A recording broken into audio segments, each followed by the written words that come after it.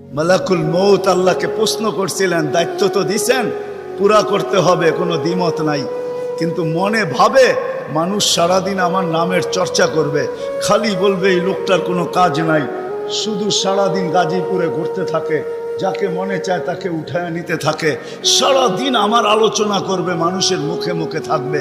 তো আল্লাহ প্রতি উত্তরে বলছিলেন, সাআজআলু লিল মাউতি সাবাবা, আমরা মৃত্যুর কারণ বানায় দিব। ইয়াযকুরু সাবাব ওয়া ইয়ানসাক, মানুষ কারণ নিয়ে আলোচনা করবে, তোমার নাম ভুলেও নিবে না।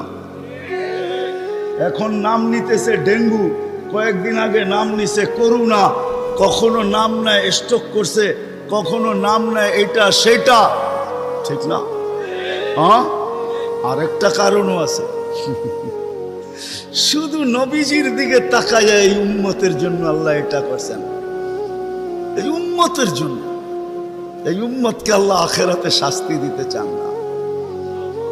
হায় হায়, উম্মত যদি নবী চিনত। আয়সা পড়ছি অবেলা, তো হাতে সময়ও নাই, আর হইল ওয়াজ মাহফিল, অন্য কিছু হইলে হয়তো ওইদিকে চলে যেতাম।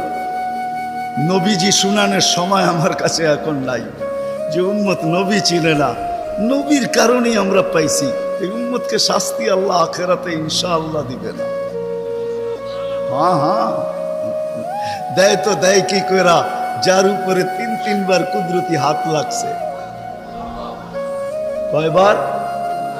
সৃষ্টি লগ্নে একবার, বাছাই পর্বে একবার। আমরা বাছাইকৃত উম্মত। হুয়া ইজতাবাকুম।